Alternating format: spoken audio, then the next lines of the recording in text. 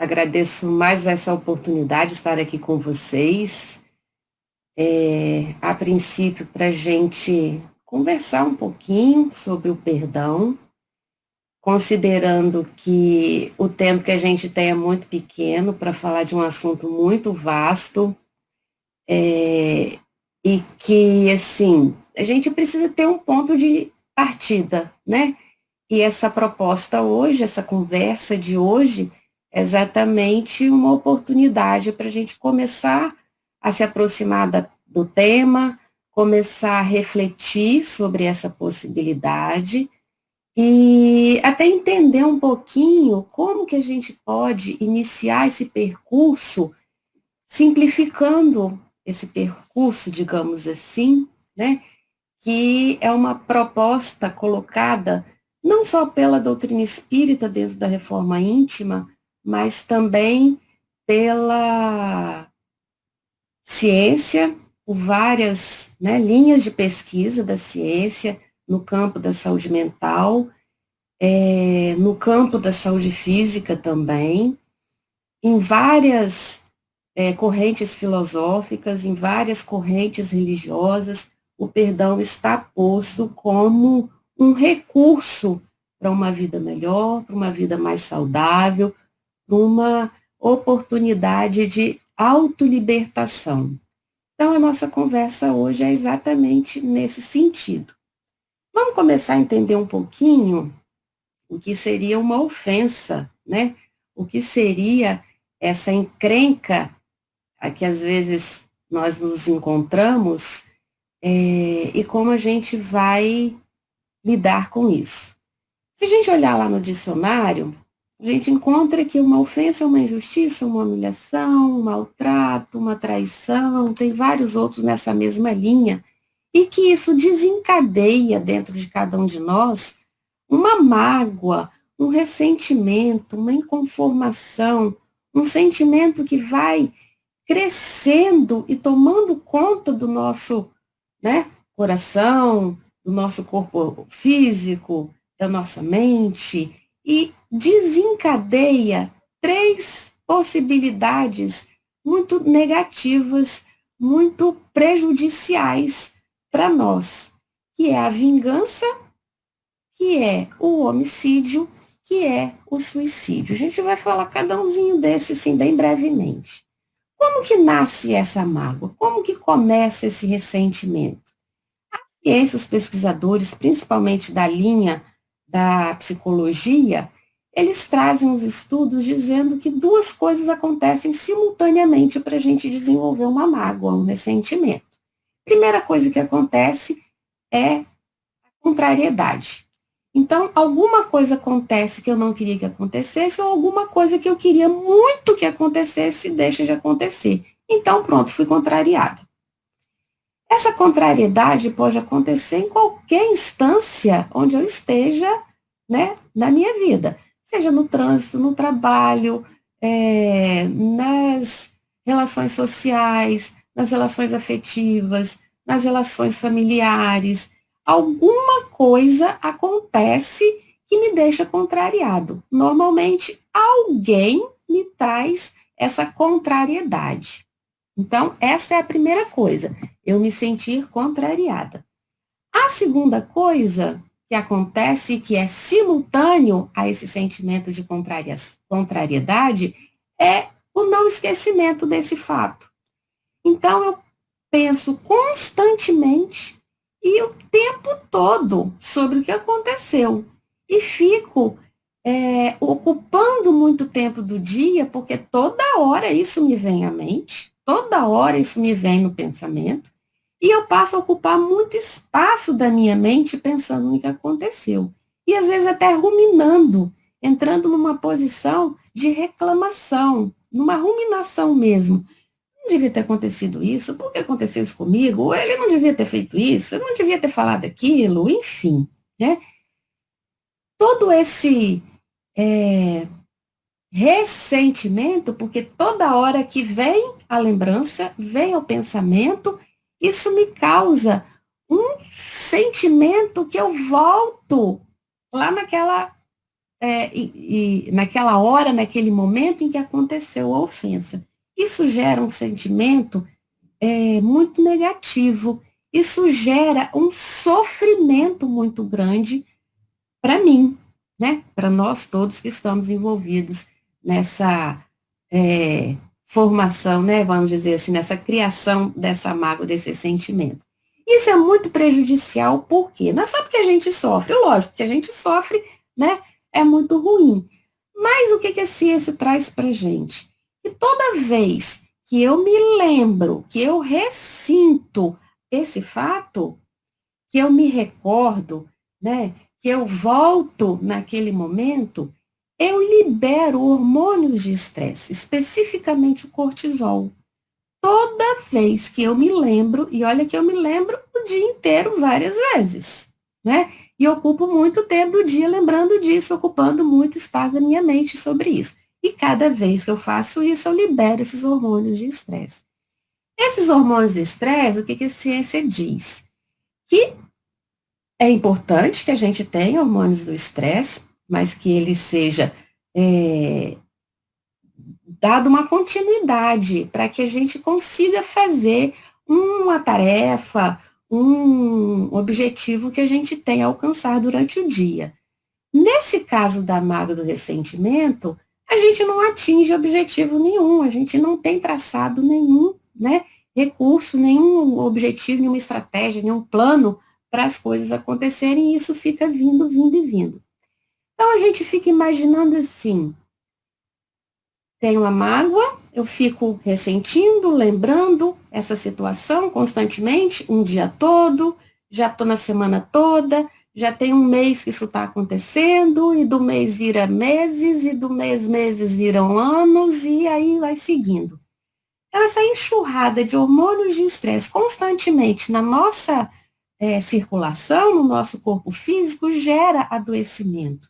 Não só o adoecimento mental, mas também o adoecimento físico, porque altera as nossas estruturas celulares, altera inclusive o DNA. E isso gera o que a ciência também já identificou, né? Como o aumento da pressão arterial, o surgimento de alguns tipos de câncer, entre outras complicações maiores. Resumindo, então, a história para a gente ter um amargo ressentimento, você é contrariado e não esquece o que aconteceu. Se assume tudo em termos muito pessoais. É aquele momento, é aquela situação, daí a pouco já vem outro, daí a pouco vem com outra pessoa, daí a pouco vem outra instância, não só daquela que aconteceu, que seja no trabalho, na família, né, no relacionamento afetivo, enfim. Então, parece que o mundo está sempre me contrariando. E eu passo a responsabilizar outra pessoa por aquilo que eu sinto. Eu estou chateada, eu estou magoada, eu estou ressentido, eu estou humilhado, estou me sentindo menosprezado, e a culpa é do outro. A responsabilidade de eu estar me sentindo dessa forma é daquela pessoa quem me contrariou. E, novamente, eu gasto tempo e energia ressentindo, ressentindo, ressentindo, ressentindo essas situações e vou criando uma história de vítima. Eu passo a ser a vítima, eu passo a desenvolver uma postura de reclamação e de sempre se recordar daquela história. Se às vezes eu não conto para as pessoas, eu conto para mim mesma. Eu estou sempre recordando este episódio, este fato. Interessante que, às vezes, no atendimento fraterno, né, a gente pergunta assim, mas isso aconteceu tem quanto tempo? Ah, isso já tem uns 30 anos. Então, imagina uma pessoa contando uma história, né, gastando 30 anos do tempo, da energia, responsabilizando aquela pessoa por 30 anos de um fato que, às vezes, a pessoa nem tem lembrança, nem tem conhecimento, né? Isso, para o corpo físico, para a saúde mental, é muito complicado. Então, assim, nesse desaguar, digamos assim, da mágoa e do ressentimento, eu começo a arquitetar uma vingança, no sentido de tentar minimizar esse sofrimento, minimizar essa dor que vai tomando conta do meu corpo, vai tomando conta do meu ser, vai tomando conta da minha mente, do meu comportamento, do meu pensamento, do meu sentir, né? E, na maioria das vezes, arquiteta um plano de vingança mesmo contra alguma pessoa, para prejudicar, para arruinar com o trabalho, com o relacionamento que a outra pessoa tenha. E, às vezes, quando eu não consigo dar seguimento, né, nesse plano de vingança, eu parto para dois outros caminhos também muito comprometedores para a pessoa vingativa. Uma que é o homicídio. Mas como assim? Né? Tem gente que manda literalmente pelas vias de fato que aquela pessoa seja eliminada, vamos dizer assim. Né? Tem os matadores por aí que por qualquer dinheiro consegue fazer esse tipo de vingança. Mas tem aquele outro homicídio que não pelas vias de fato, mas pelas vias, né, mentais do sentimento, que para mim aquela pessoa morreu. Pronto, cortei as relações, cortei os laços, para mim fulano está morto. Pronto, não existe mais. Às vezes me encontro com ele, é da mesma família, né, está no mesmo ambiente social, familiar ou de trabalho, ou qualquer que seja, mas para mim aquela pessoa não existe mais. Para mim aquela pessoa, matei no meu sentimento, no meu comportamento, na minha atitude, aquela criatura. É, sim, um ponto muito forte, digamos, para se pensar nessa saída. E a outra saída é quando eu não consigo viver com essa afronta. Eu não consigo viver com isso que me aconteceu, com essa contrariedade que me foi posta, com essa situação que aconteceu comigo. Seja uma encrenca familiar, seja uma perda, seja nos âmbitos mais radicais que a gente possa pensar, um estupro, um assalto, uma afronta muito pesada.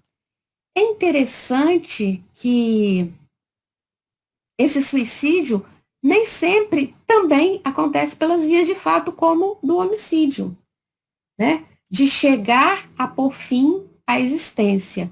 Mas aquele suicídio lento, inconsciente que eu vou desenvolvendo, de jorrar no meu corpo físico constantemente toda essa carga emocional, trazendo esses hormônios que vão fazer a agressão ao meu próprio corpo físico, né?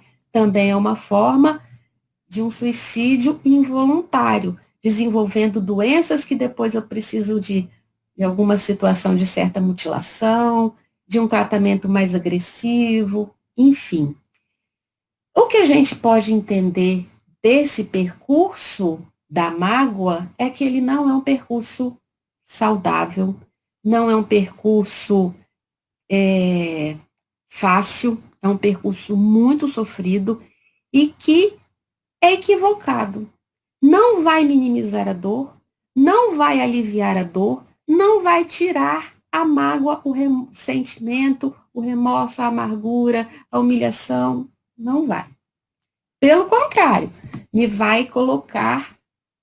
vai me colocar numa prisão, numa autoprisão. E é engraçado que na maioria das vezes, engraçado entre aspas, porque nada aqui é engraçado, né? Que na maioria das vezes esses planos arquitetados, sejam de vingança, seja a morte da pessoa, seja o suicídio, quem está se autoprisionando sou eu. Mesmo que eu corte as relações com o outro, mesmo que para mim aquela pessoa morreu, quem está preso sou eu, ele segue a vida. É aquela situação, sim. Você está tomando um veneno e quer que o outro que te ofendeu, que te contrariou, seja morto. Não vai acontecer assim. Quem está na prisão é quem está se sentindo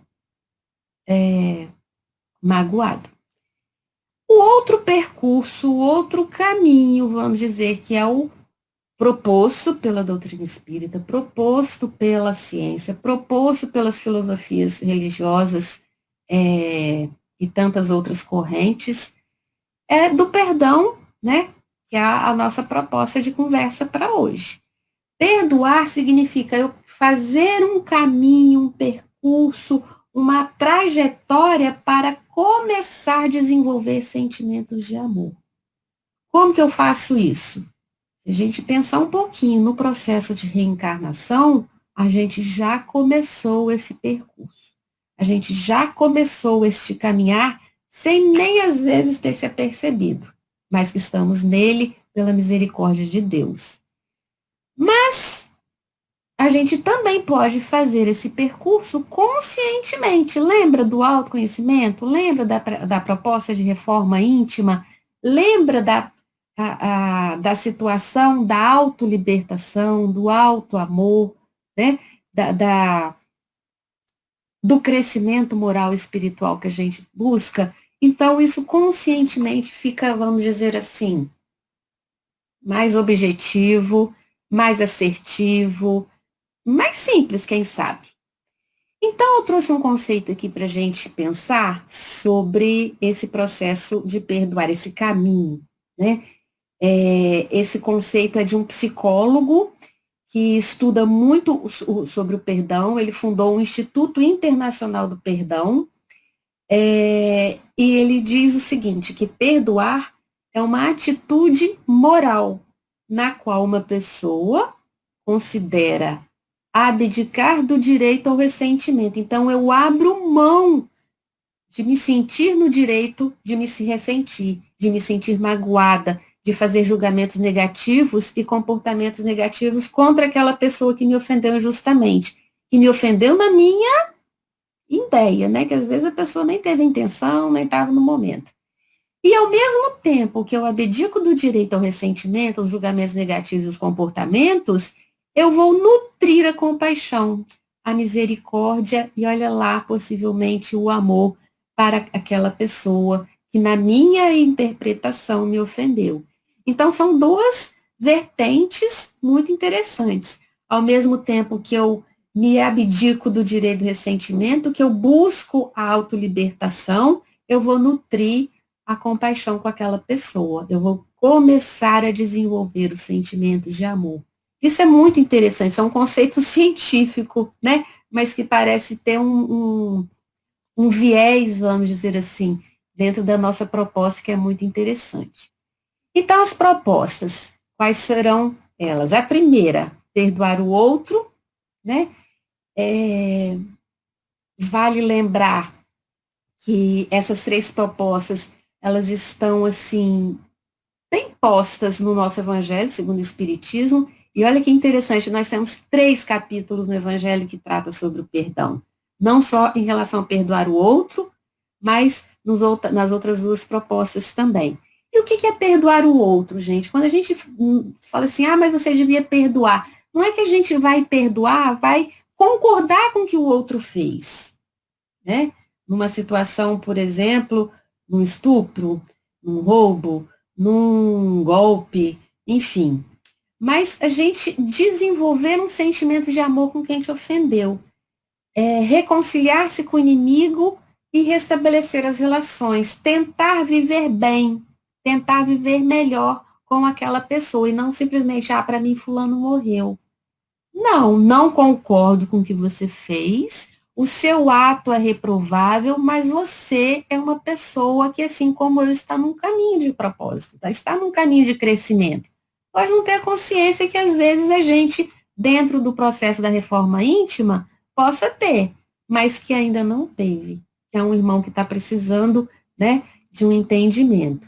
Mas também não é esperar que o outro venha me pedir perdão. Se eu estou no propósito do perdão, é já perdoar sem nem que o pedido tenha sido feito, né? É passar a desenvolver esse sentimento de amor com quem te ofendeu, é pagar com a outra moeda, é dar a outra face, é agir e não reagir. Porque quando a gente reage na situação da encrenca, da ofensa, né, da traição, a gente bate na mesma intensidade que a gente recebeu. Todo mundo perde. Quando a gente age, a gente se comporta de forma diferente.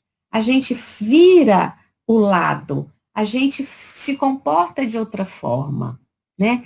A gente reflete, a gente conversa, a gente pergunta o que aconteceu, por que agiu dessa forma, e repara que, na maioria das vezes, essa necessidade de perdão é para aquele mais íntimo, e a gente, na maioria das vezes, fala, nossa, mas o pior é quando é alguém muito íntimo da gente que ofende.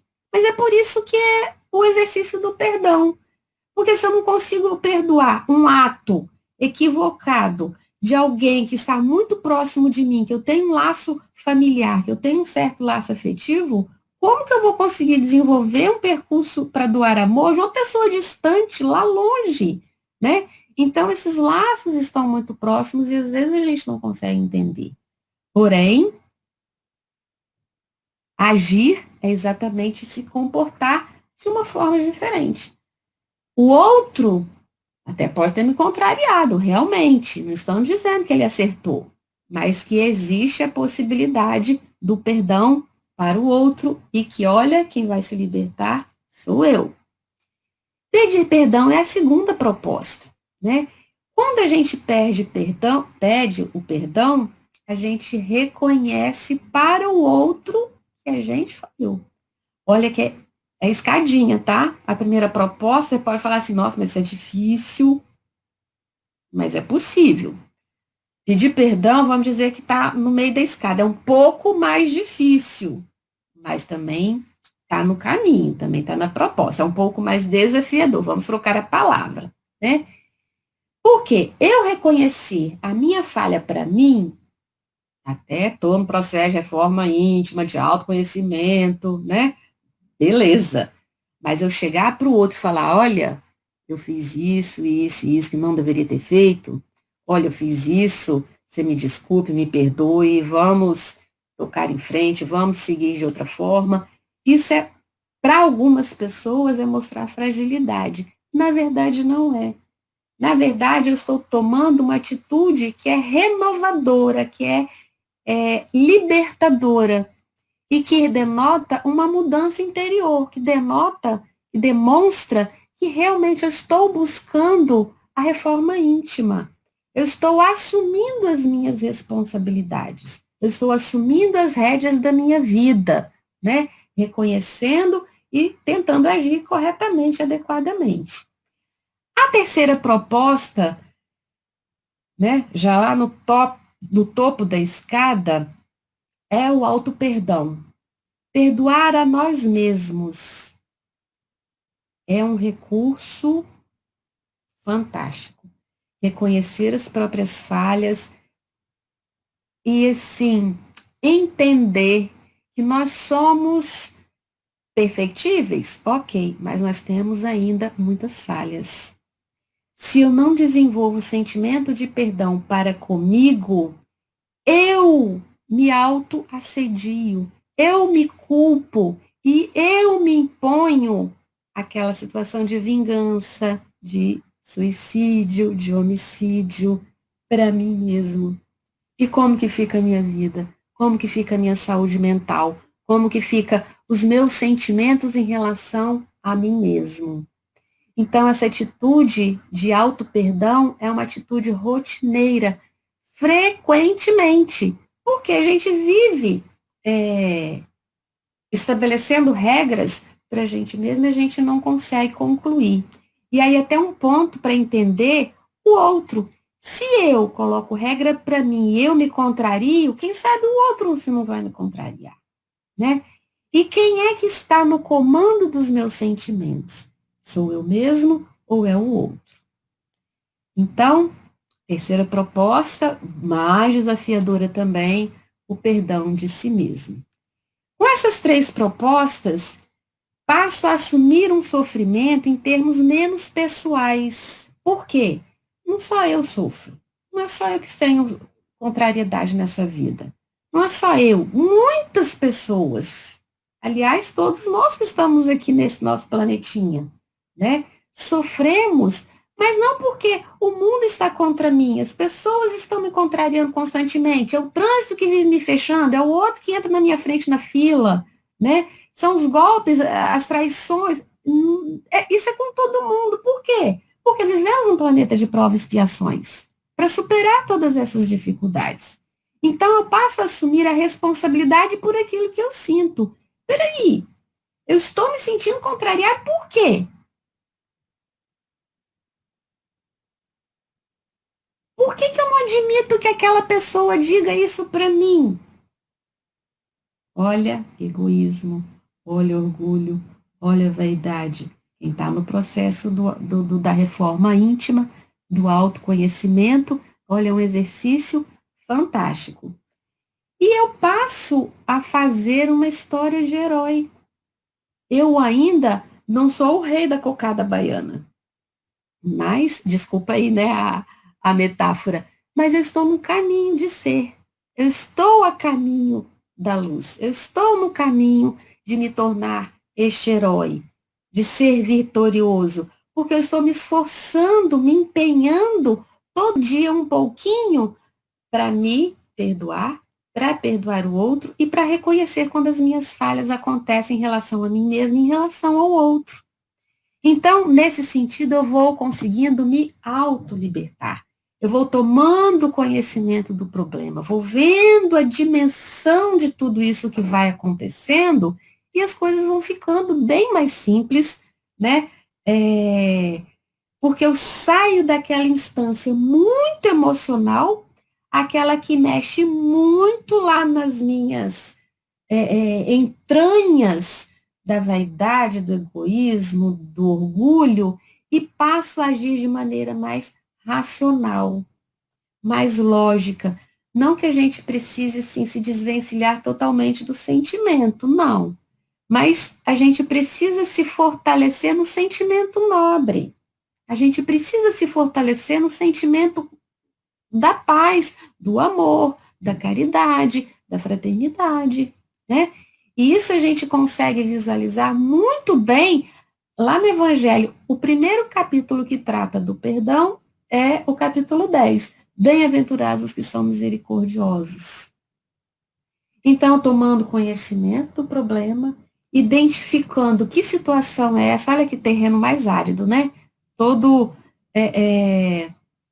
rachado, todo ressecado, e exatamente a gente vai se tornando dessa maneira, cortando as relações com as pessoas, porque a gente está muito amargurado, porque tudo contraria a gente, porque o mundo não é um mundo bacana, e às vezes até com Deus, olha Deus, você me botou no lugar errado, né? No planeta errado, na família errada, no trabalho errado, enfim, nas relações equivocadas.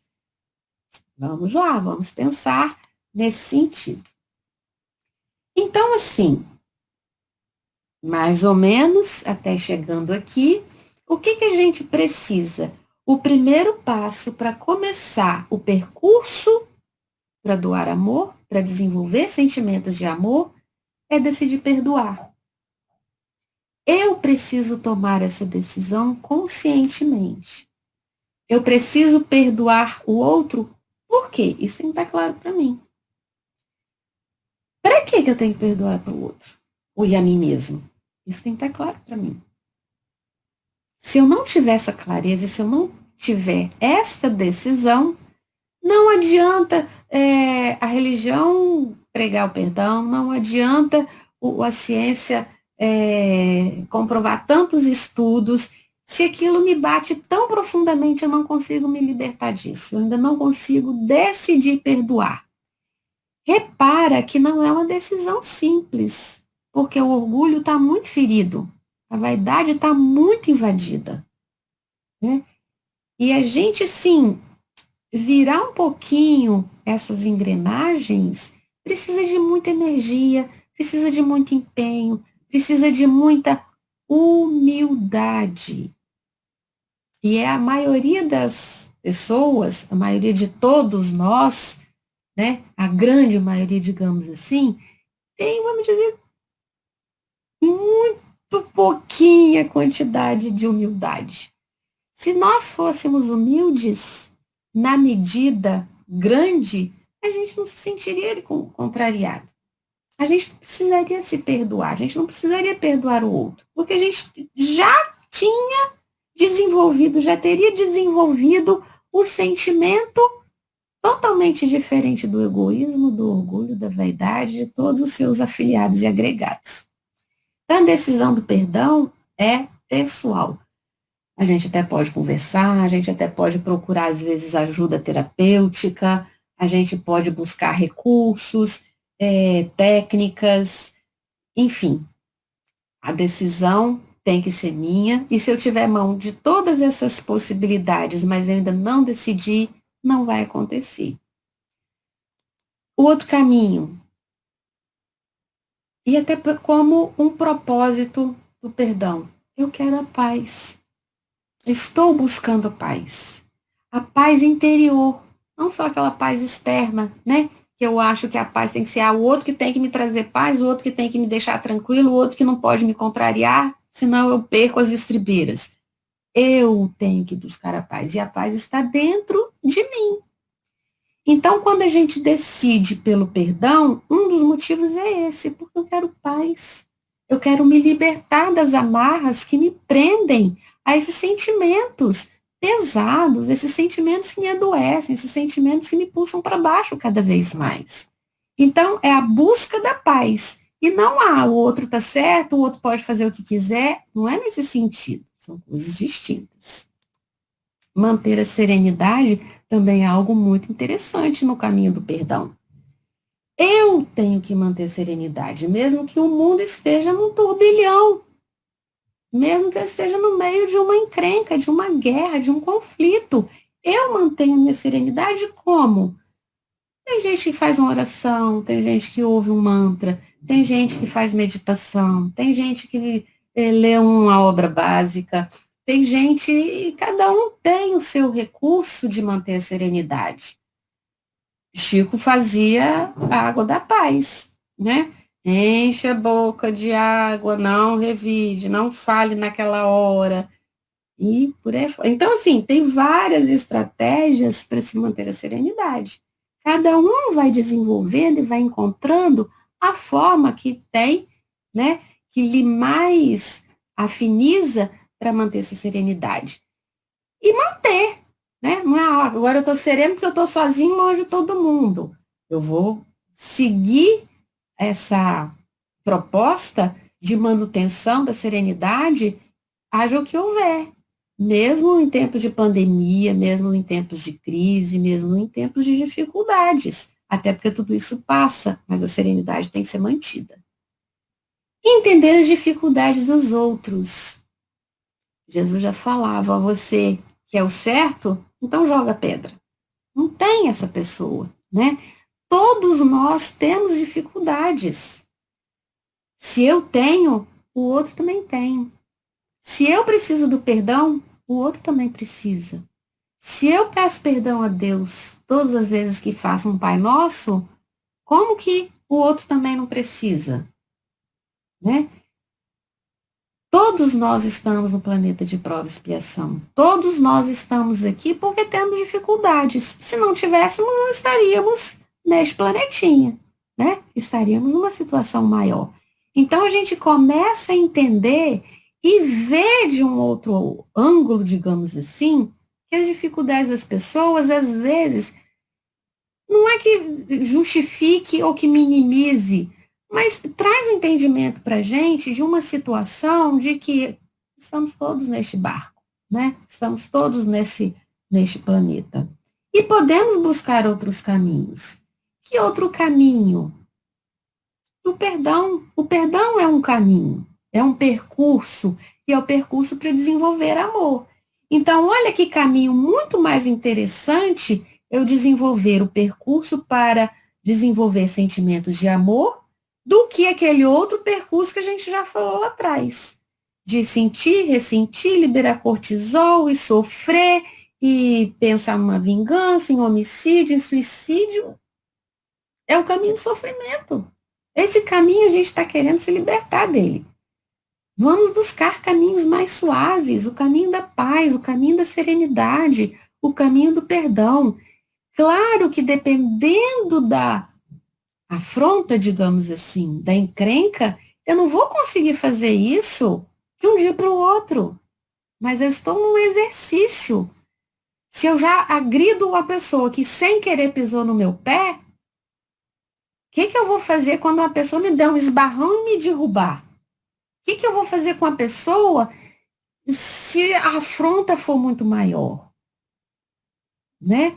Então, é quase que proporcional. Se eu começo esse caminho do perdão de pequenininho, de situações, né, pequenas, e vou ampliando, ampliando, ampliando, eu vou aumentando a minha humildade, eu vou diminuindo o meu orgulho, meu egoísmo, minha vaidade, e vai ficar mais simples perdoar alguma coisa grande, né? E olha aqui, a melhor vingança é a vida bem vivida, é a vida com paz, com tranquilidade, com serenidade, com saúde mental, com saúde física, né? E por que perdoar? Porque quando você perdoa, você se liberta. Você não vai libertar o outro. Quando a gente fala em perdoar, a gente logo imagina, então é o outro que vai receber a dádiva, as flores. Olha, pode ser que ele não queira nada de flor, que ele nem gosta de flor. Mas é pra gente. A libertação é para mim, é para o outro? Também é. Mas se ele quiser, se ele não quiser, tanto faz. Mas é para mim. Com o perdão, as algemas que prendem a gente ao passado se rompem. Então a gente vive aqui e o agora, preparando um futuro melhor, preparando um porvir mais suave. Nós que temos certeza da vida futura, nós que temos certeza da reencarnação, vai ser muito mais leve, vai ser muito mais simples reencarnar, já, né, com esse processo do perdão encaminhado, quiçá se o perdão já tivesse sido alcançado. Então a mágoa e a culpa que eu insisto em manter constantemente, em alimentar e sustentando, só me adoece. A ciência está trazendo isso para gente. Aquela que eu trabalho positivamente me faz crescer, me faz aprender, me faz ser mais maduro, ser mais resiliente, mais humilde. A mágoa e a culpa que eu sustento me leva para a enfermidade, eu fico doente, tenho câncer, a ciência já está dizendo isso. Aquela que eu trabalho me leva para a cura, me autoliberto, deixo essa amarra para trás, né? Eu trouxe aqui para a gente pensar um pouquinho o capítulo 12, né? Amai os vossos inimigos, já encaminhando para os encerramentos, mas acrescento mais outros dois, o bem-aventurados misericordiosos e o capítulo Sede Perfeitos, né, o capítulo 17. Todos eles trazem a proposta do perdão. E Jesus, em alguns momentos, traz exatamente essa pergunta: como você acha que o seu pai, que está no céu, que é o pai maior, vai te perdoar se você não conseguiu perdoar na mesma medida? Não, na mesma medida a gente não vai conseguir, porque Deus é Deus e nós somos nós aqui ainda muito incipientes no caminho. Mas a gente pode começar a pensar sobre essa situação. A gente pode começar a pensar sobre isso. Tem uma sugestão de obra aí, O Perdão como Caminho e o Caminho do Perdão, que é do Alberto Almeida, palestrante espírita. Tem outras obras, né, também espírita, trazendo a proposta do perdão. Tem obras dos psicólogos, né, como eu falei, do Robert Enright, esse do Instituto Internacional do Perdão, pesquisando o perdão com vítimas de guerra, vítimas de estupro, vítimas das calamidades mais que a gente não pode nem pensar que acontecem, e que quando as pessoas trilham esse caminho do auto-perdão e do perdão interpessoal, elas se tornam mais leves. Elas tiram aquela pedra que ela engoliu, que está pesando no coração, que está trazendo amargura, que está trazendo dificuldade, que está trazendo tanto ressentimento e adoecendo a pessoa. Então, o perdão é exatamente esse caminho. Não conseguimos falar tudo aqui hoje, né? O tempo é curto, o assunto é vastíssimo. O Evangelho tem 3 capítulos falando sobre isso, então só assim a gente já tem uma ideia.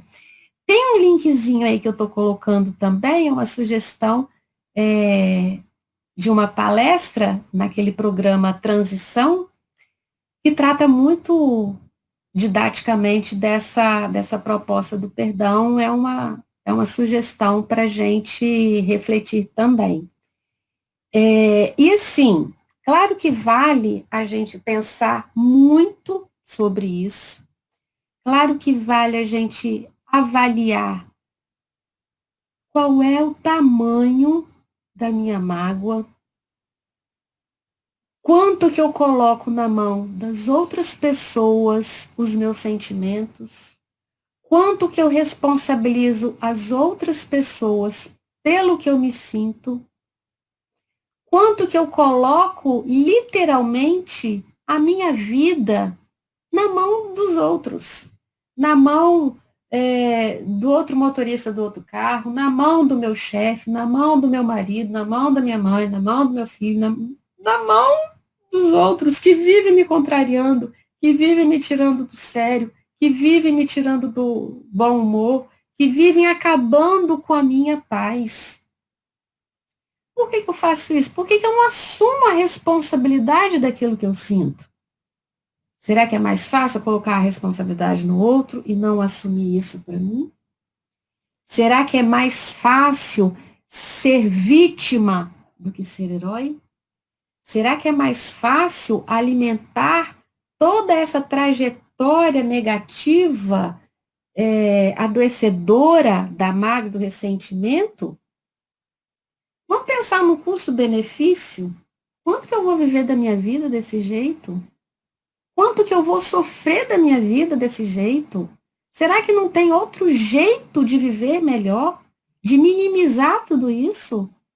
Então, tudo isso é a proposta da gente pensar, da gente refletir, né? Da gente, vamos dizer, se empenhar. Quanto de benefício que eu quero nessa situação é o meu empenho.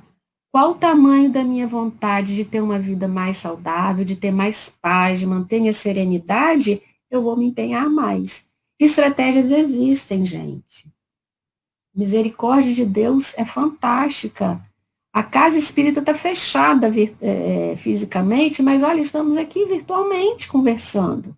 O passe está acontecendo. Os benfeitores estão do nosso lado, a todo momento, amparando cada um de nós, vibrando para que a gente consiga cada vez mais se libertar, cada vez mais desenvolver a caridade, cada vez mais desenvolver o sentimento de amor, por nós mesmos e pelos outros. A autocompaixão é a compaixão com o outro, o auto-amor e o amor pelo outro, o inimigo depois, né?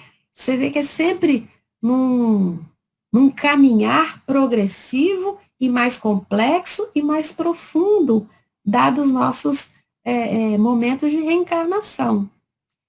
Certeza de reencarnação, certeza de vida futura, se somos espíritas realmente, né,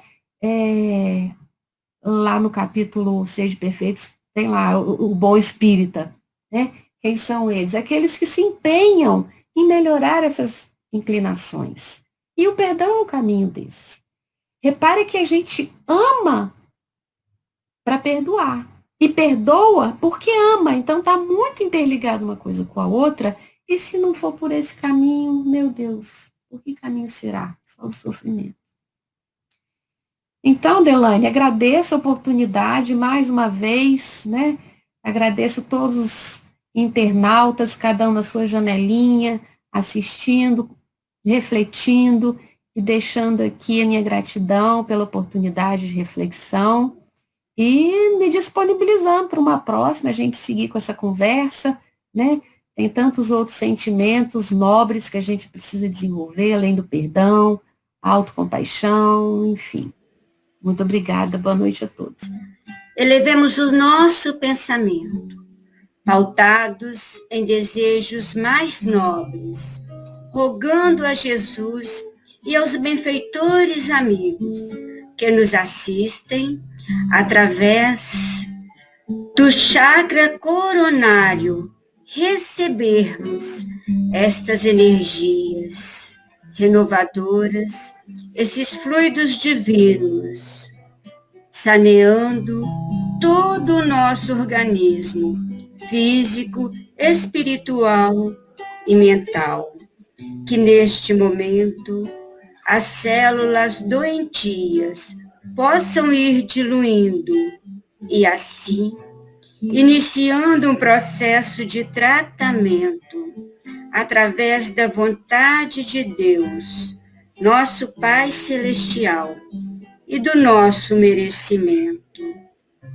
Sintamos neste momento todo o nosso corpo banhado de luz, tratando e fortalecendo cada órgão, reequilibrando-nos emocionalmente, dando-nos força para cumprir a nossa missão aqui na Terra, que é a nossa melhoria espiritual. Em verdade, eu vos digo que se eles se calarem, as pedras é que falarão. Vossos velhos terão sonho, vossos jovens profetizarão. Cajado de Moisés, o manto de Elias, escada de Jacó, as visões de Jeremias. Hoje médios, antes profetas, faculdade não mais ocultas. Quantos falam, quantos sentem, quantos ouvem, quantas línguas.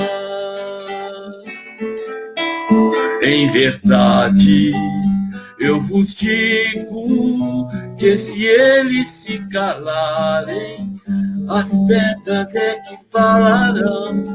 Vossos velhos terão sonho, vossos jovens profetizarão. Nas bodas de Caná, na cura das feridas, na transfiguração, nos dando a água viva, sempre mestre, sempre profeta, ser divino, ser o guia. Quantos calam, quantos sentem, quantos ouvem o médio da vida. Em verdade, eu vos digo que se eles se calarem, as pedras é que falarão. Vossos velhos terão sonho, vossos jovens profetizarão.